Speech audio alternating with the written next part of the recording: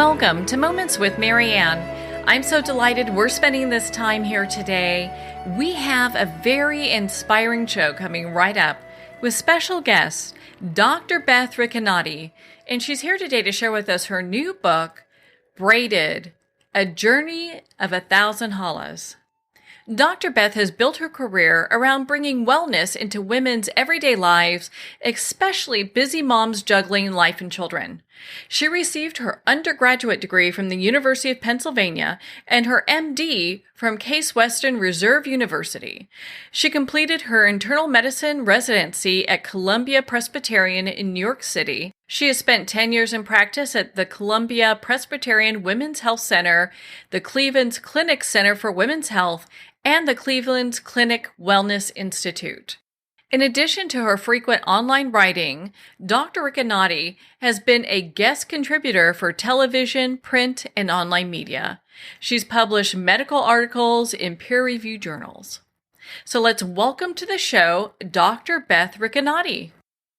Thank you so much. I'm excited to be here. Oh, what a joy it is to have you here. My goodness. I mean, your book, I can see why it's been so popular. I mean, it's just what everyone wants is this kind of comfort book, you know? Yes, thank you. I'm glad that you see it that way because that's definitely how I see it. Well, and so for our listeners, why don't you share with us a little bit about what inspired you to write this book? Absolutely. So really briefly, 10 years ago, when I was a young mom, we have 3 children, and working as a physician, I was completely overwhelmed and stressed out, and I was trying to do everything and do it well and do it all at once, and that's really hard to do. And so I wasn't succeeding. And luckily, at about this time, a friend of mine and I were talking right before the Jewish holidays that fall, and she suggested I make challah, which at the time was an absurd suggestion if you knew me because I didn't bake anything. Okay, maybe I made brownies out of a box, but I wasn't a baker. But I don't know, something that she said really resonated with me, and I stopped that day and I made the challah, and at the risk of some hyperbole, I think it changed my life because I was there at my kitchen counter. I wasn't on my phone. I wasn't sending an email. I wasn't picking up the kids' toys. Nothing. I was just, hands deep in a bowl of dough. And I don't know if you've, done anything sort of tactile like that, but it's really powerful. You have to be there. And it's an amazing feeling. I was completely hooked. Well, yeah, you're so right. I mean, you have to be so present because there's no rushing getting that process together. No, and in fact, that's one of my favorite lessons that I've learned through this whole process. And there's so many lessons that I've learned, but you can't rush it. You're absolutely right. You have to be patient. I mean, you have to wait for the yeast, and then you have to bubble and froth, and then you have to wait for the dough to rise. And it's a great reminder I get every week. Just stop. You have to wait, and it spills over, luckily, into other areas of my life, which is fantastic. Well, it sounds like you've taken these life lessons. And that's kind of what's really a beautiful part of Braided. It's really getting people to refocus and center themselves. Exactly. And to that point, and I'm glad you mentioned that, it really doesn't have to be just about baking bread. I mean, that's my meaningful ritual, and I think it's fabulous. All I care, though, is that you have a meaningful ritual. And whether that's gardening or whether it's dancing or whether you fill in the blank. I just think it's so important to have something. Yeah, to have something that you're doing well. And it's interesting because, when you have something that cannot be rushed, it really calls for you to be more mindful and be more present on what's happening, to take those pauses throughout the day. And it puts you, I think, in a greater state of gratitude. That's for sure. And I think we all could use that. And honestly, I think we all feel better when it's part of our lives. And what a wonderful thing. Well, and so why don't we talk a little bit about when you first started making challah? Was it, did you feel like you were just going to throw it all against the wall, or how was that process for you? Well, I had to call Abby 4 times that day, and there are only 6 ingredients in the recipe. So, yeah, it was a little challenging for me. And I didn't get it perfectly that first day, but it was certainly good enough that we were all so excited when we had it for dinner that night. And our house, it smelled like a home. I don't know if you've baked bread before, but that is an incredible aroma when you are baking bread and then you open the oven doors and wow, that smell, it's powerful. And so it definitely took a while to where I got to a point where now I'm just there. I don't pull out the recipe. I don't really think about all of that. It's an opportunity to really focus on other things because it's become such a ritual and a habit and a part of who of what I do every Friday. But it took a little while to get there, that's for sure. A lot of trial and error. I can imagine. Well, and you mentioned you've been doing this, every Friday, and from my understanding, from like the past 10 years. So what inspired you to do that as a tradition? So challah is, as a sort of a backstory, challah is a bread that we have on Friday nights at Shabbat dinner in the Jewish tradition. And while I hadn't grown up being very observant and celebrating Shabbat, my husband brought that tradition when we were married. And I really found once I started making challah, it became a great touch point to having Friday night dinner. So it was easy to continue because not only was the challah yummy and everyone loved it, but then we could all gather on Friday nights. So I do make challah, as you mentioned, on Friday nights and have been doing that now for 10 years. And I do it literally almost every Friday night.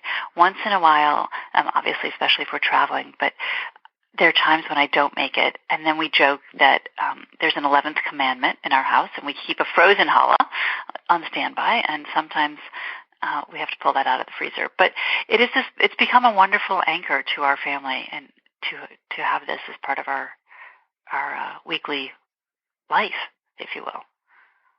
Is it something that you've been teaching your children how to do, or friends? Or it's actually really fun. So when I started, as I said, we had 3 kids, and so the older 2 were one was in elementary and one was in nursery school, but the youngest was home, and so she was really involved with me at that time.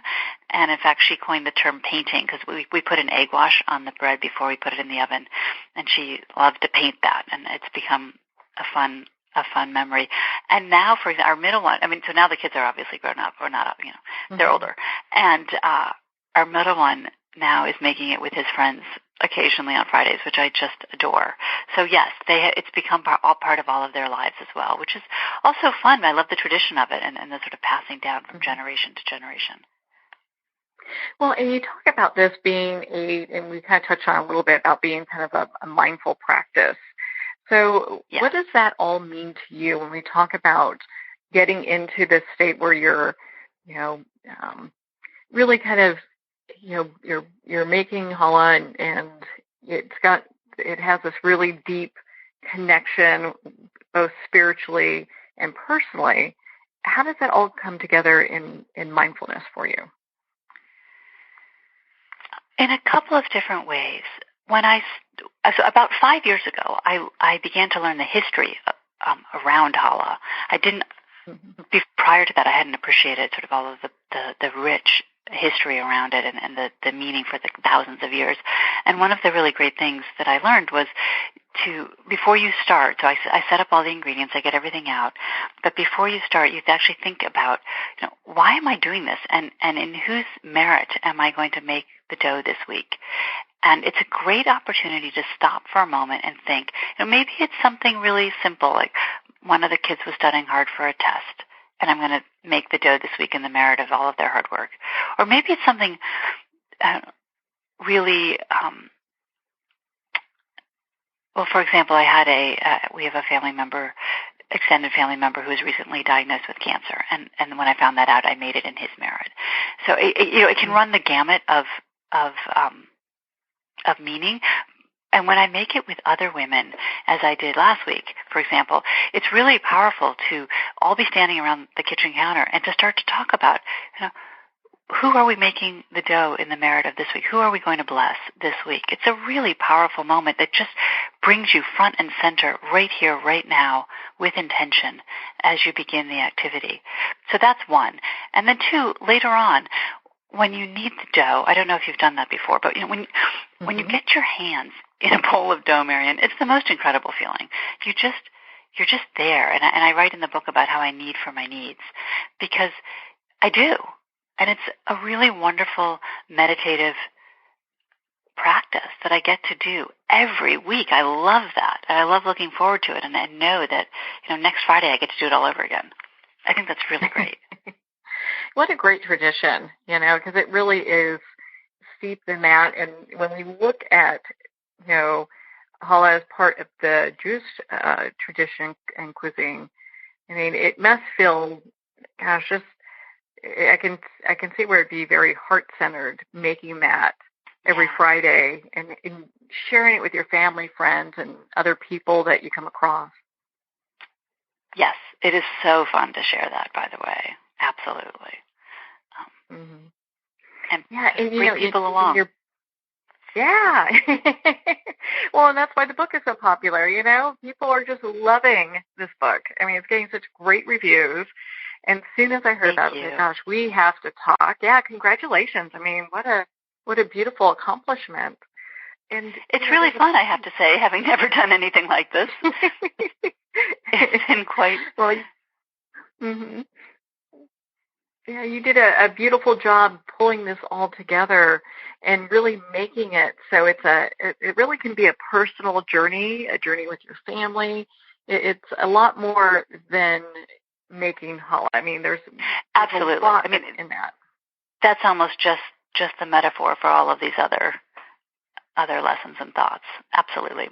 And it has been part of the fun of reading the reviews and talking with people since the book came out. It came out in September, so I've had an opportunity for the last couple months to interact with a lot of people about it. And it's fun to hear everybody's stories and what is their meaningful ritual. I met someone 2 weeks ago whose ritual is to have brunch with her grandchildren once a week, and I think that's incredible. Different people have think about this and acted upon it in different ways, which is fantastic. And really, quite frankly, one of the main points of why I wrote the book in the first place. Do you find that the meditative behavior behind, making challah kind of transfers to other parts of your life as well? Yes, I do. And I think that's in part what has enabled me to sustain this for 10 years and counting, precisely because I find that the lessons that I've learned on a given Friday spill over into the rest of the week. And I find myself, I'm frustrated in line at the grocery store, or, we live in LA, so sitting in traffic, and I remember that, I was working on patience while the dough was rising. Like, I could think about being patient now, or just stopping to think on another day during the week about being more present and just slowing down. We rush. And one of the great things I've learned about this is to be a little more intentional.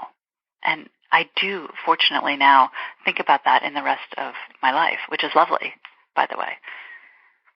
That is just a beautiful thought, and I can see where people are really taking this and incorporating it in their own homes, from your book, Braided. I mean, there's just so much there. And in your book, you talk about food as medicine and just, the whole thought behind what we put in our bodies and what it means. Oh, it's so important. And I didn't know that, when I went to medical school 25 years ago, I think we had an hour of nutrition, honestly. I mean, we just didn't.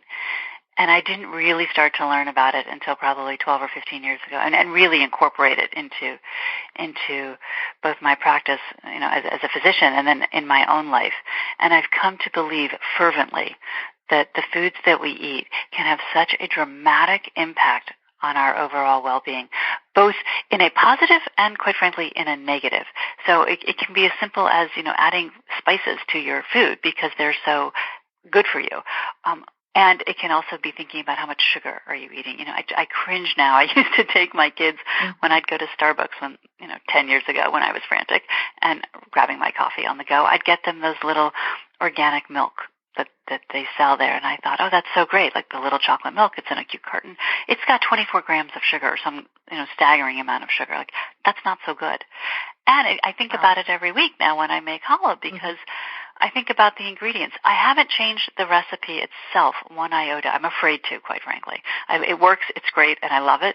But I've changed the quality of the ingredients because I know better. So the egg, for example, I used to just buy eggs. I mean, I didn't know that there's actually a difference between eggs. And you can do this. It's a fun experiment. You go to the grocery store and buy the cheapest eggs you can find and then get the most expensive, or maybe you're at a farmer's market and get those eggs, the organic, cage-free, et cetera egg. Crack one of each into two separate bowls and take a look at the yolk. And you'll just pause because the cheap egg is this pale, anemic-looking yolk. Pale yellow. And then the other egg, the yolk is this rich golden saffron. It's just a yummy color. Like, A, don't you want to eat it? And B, I want all those nutrients in my body. I mean, if I'm going to actually eat something, I want it to work for me. And I want to feel better. I think that's incredibly powerful. We have so many options nowadays with the knowledge that we have. Right. So when we look at the free-range chickens and they're just able to run loose and the difference that makes all the way around, Yeah, it's really great that it's getting more accessible, and that we're learning more about this. I think it's really incredible. I mean, chronic diseases are 75% lifestyle driven, and when I talk about that, I mean, when you look at the research. Nutrition, so food that we eat, exercise, and stress management. Those are the big ones. So having a behavior such as making challah, it's healthy. Having a meaningful ritual in your life is healthy. And there's a lot of data that supports that. And I love that because sometimes the world feels a little bit out of control. And I want to control it or, be able to influence the outcome. And if what I eat or if I moved my body today or if I figured out a way to manage my stress today can impact that, well, then I'm all in. That's fantastic. Yeah, and make those adjustments. And it's interesting because when we look at how we, making something from scratch like challah, being able to be present, and having this as a family tradition where your family's now incorporating it. I mean, it's just healthy all the way around. Yes. And I think to your point, it's great in terms of the family. I think it's great role modeling. I can talk about stress management all I want, but if I'm not actually practicing stress management, then it rings rather hollow. And our kids are watching us, and our actions definitely speak louder than our words. So I think it's really important to practice it. Yeah, I agree with you 100%. I mean, we've got kids now that are overly stressed, and I think a lot of that, they feel this pressure. They're picking it up at home. But when you live in the LA area, I used to live in Orange County. The traffic's horrendous. It takes forever to get anywhere. So we look at that and just the stress that we just have on our daily lives, just getting from one place to another is very stressful. And then you have work. I mean, with you being a physician, that's got to be stressful as well. And you look at all these things, and what a great way to be able to come full center. Yeah, that's a nice way to think about it. Coming full center. It really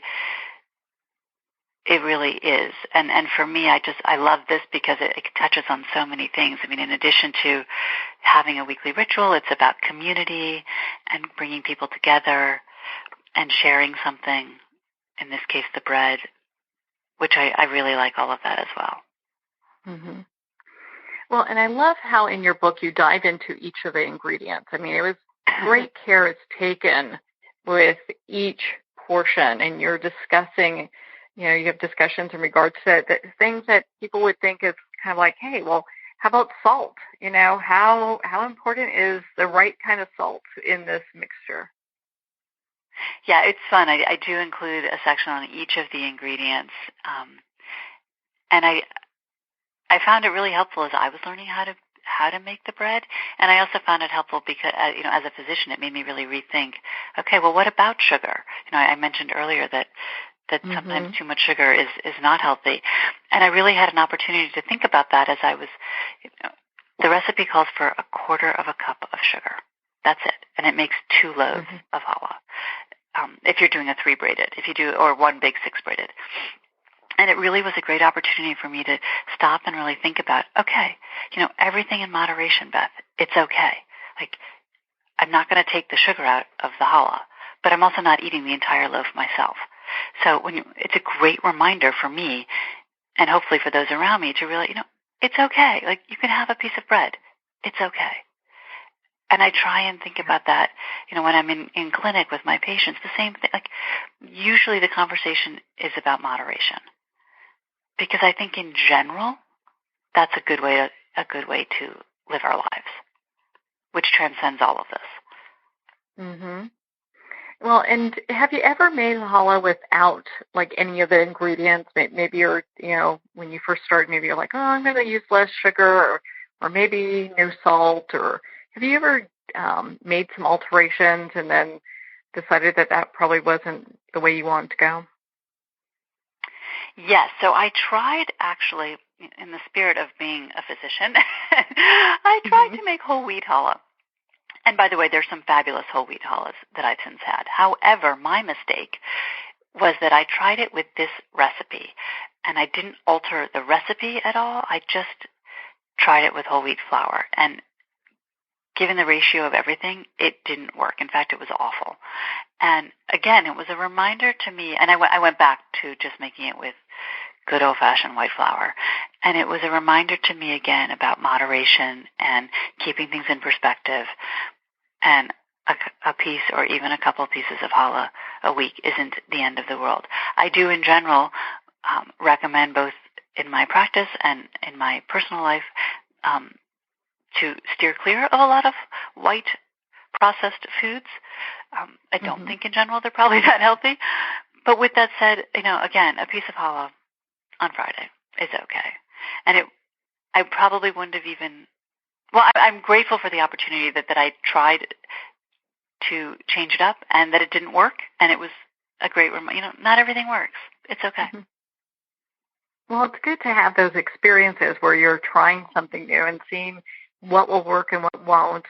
And, going back to the tried and true recipe kind of is like, wow, okay, I'm going to stick with this, or I'm going to add different things to it, maybe toppings or flavors or things like that.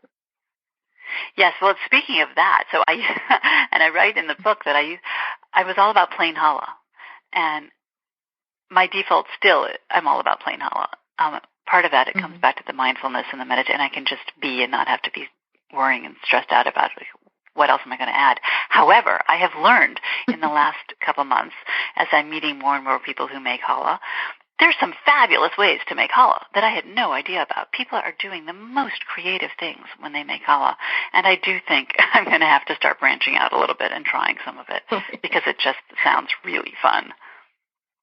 Well, and I love your motto, see one, do one, teach one, so it's welcome to medical school. Yeah. Yeah, it brings in community when you do that. Right? It really does. It really does, which I like. And I think there's something really powerful to that. I love making challah on Fridays with other people. I think it's really fun. And if they've never made it before, it's so fun to share that with them. And then I know they're going to go off and do it themselves. And I love that. Yeah. Carry on the tradition with their families. Right. I think that's incredible. Was there anything that surprised you when you started your challah journey? Was there anything that surprised you that you maybe learned about yourself, during this whole process? Oh, that's a good question. Yes. I think there are probably a lot of different things. I mean, first and foremost, that I could actually make challah. It seemed overwhelming to me before I did it. The only challah that I'd had I don't know if I'd had homemade challah, honestly, before that. I'd had the challah from the bakery, and it's always so beautiful. I mean, mine looks homemade. Mine is not beautiful and smooth and glazed and I mean, it doesn't look like it's not professional. So the fact that I could even do it was a home run. And then that I could stick with it has been it's been great, and it's been a great lesson to me when other things get difficult and sometimes I want to give up. It's nice to know that I've stuck with this and I can stick with something. And I find that really helpful. And then all of these other, I mean, we touched on, patience earlier and things like that. So that there are lots of sort of just little lessons in the actual making of the bready tweak. But probably some of the bigger lessons have been that, I can try something new. It gets back to this idea. I love this concept of neuroplasticity that I learned about through the work of Carol Dweck. And she writes about the growth mindset and how we're not fixed and we can develop and change. And I think that's probably been, honestly, one of the biggest lessons is that, I didn't have a practice where I didn't have a great practice to manage my stress 10 years ago, and I certainly wasn't a baker 10 years ago. But I wasn't fixed. I could develop and my behaviors could change. And by making bread every week, I was strengthening that connection. So it became easier. And the easier it became, the more I did it. And the more I did it, it's this lovely sort of cycle. And now I've changed my behavior, and I make challah every week. And when I don't make challah, I miss it, and I'm definitely making it the next week. So it's not something that I stop and then I stopped, and that was the end of that. And I applaud you because you put this in such a way that really easy for people to pick up and do. I mean, it takes you have to pay attention, you have to be mindful and be just present. You can't be doing 20 things at the same time, and who would want to? But what's great about this, my great grandmother used to teach us how to make Portuguese sweetbread, and it's like the Hawaiian sweetbread. Oh, fun! Oh my. Yeah, except that you're kneading the bread for 45 minutes. And then it's like an all-day deal, for a loaf of bread. And so it's nice to have these traditions that people still can incorporate in their lives, but at the same time, it doesn't feel like it's, it's a weekend. You have to plan a weekend to do it. You know what I'm saying? Right. That is actually one of the lovely things about this, is that it's not all-encompassing. And I don't know if it would have been sustainable for me, quite frankly. Certainly at the time 10 years ago, when I was so overwhelmed, I think if I might have done it once and thought, okay, I did it once, that was fine.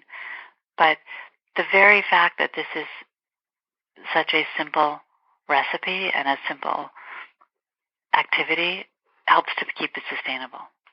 And so when I talk to others about having a meaningful ritual, that is actually one of the criteria for me, is that it is simple enough that you can sustain it. Because if you set the bar too high, then it's not going to work. No. I'm actually living proof of that. On that one. Because Portuguese sweetbread, it's probably ending with this generation. Sorry, great grandma. Yeah, it is an all-day deal. Yeah. And it's hard. It's hard to sustain that. But you've got it. You can go back to it periodically. Well, and what I appreciate about your book, you talk about, it's really, yes, it's about challah, and you've got this recipe in here, and you're telling people how to do it, how to incorporate it, but it's really more of a cookbook in many ways for your life. Like, how can I be, and we've talked about this, a few times already, but how can I be just more present in my life and slow down and be able to enjoy the things that are around me? And I felt the Braided was perfect for that. Good. I achieved my goal then. That's fantastic, because that's what I want my readers to get from the book. Yes, Mm-hmm. it's sure you can read the book and make challah. And one of the most wonderful things that's now happening is I'm getting these fantastic emails and photos of people making challah, which is super fun. However, it's more than that, and you just honed in on that, which I really appreciate. Well, I'm sure your readers, and our readers will as well pick up on that right away because it's just so beautifully written. So you should be very proud of Braided because you did a beautiful job at that.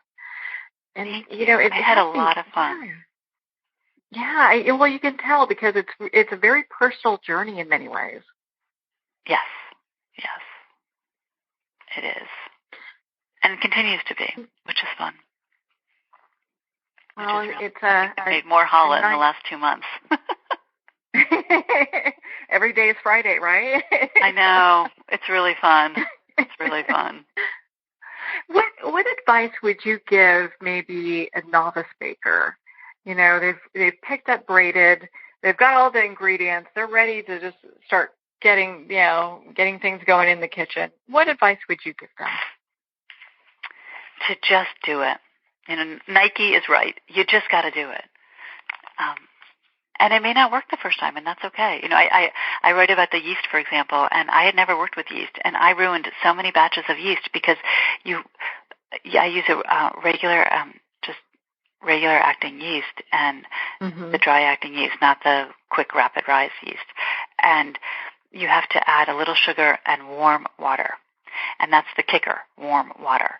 So I often in the beginning would add either boiling water or cold water. And if it's boiling water, then you've killed the yeast. And if it's cold water, then you haven't activated it in the first place. But you just got to try. Just get in there. It's fun. And sometimes the mistakes end up being even better. So I'm all about just do it. Well, I think that's great advice because a lot of times people can get a little fearful when they get in the kitchen, like, oh, I may be baking for the first time, or I may start a new family tradition. And you're all hands in, flour, everything. Let's just make it. Yeah, just make it. And then send me a picture because I want to see. Well, I will be making it too. I can't guarantee my picture's going to look anywhere good, good enough to post anywhere, but I'm sure that you'll have plenty that are coming up.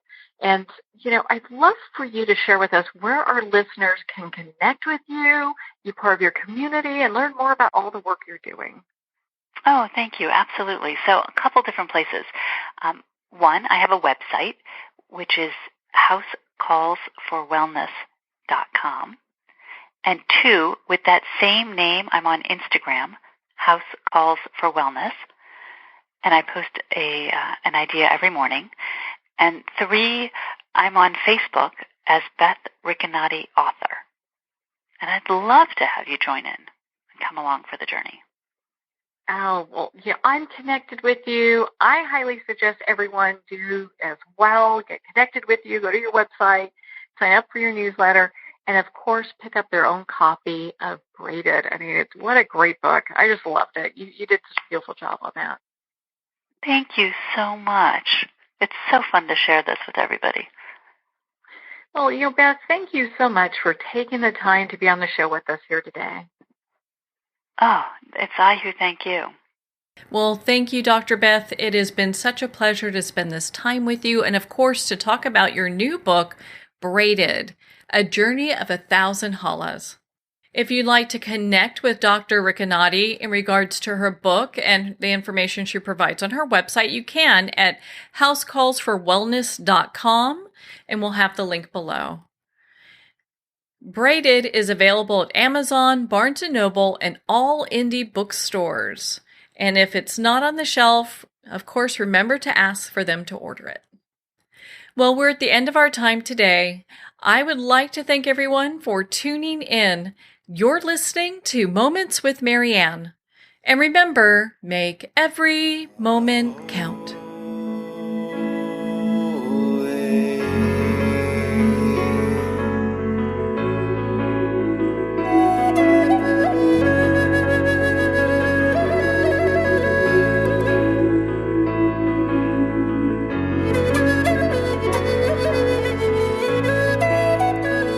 In a single moment, your life can change. Moments with Marianne is a transformative hour that covers an endless array of topics with the best of the best. Her guests are leaders in their fields, ranging from inspirational authors, top industry leaders, and business and spiritual entrepreneurs. Each guest is gifted and a true visionary, a recognized leader in her own work, and while teaching others to develop, refocus, and grow, Marianne will bring the best guest and sometimes a special surprise. Don't miss this. You never know just which moment will change your life forever. Moments with Marianne airs every Sunday, Monday, Thursday, and Friday at 8 p.m. Eastern and 5 p.m. Pacific Time. Make sure to tune in and visit momentswithmarianne.com for more information.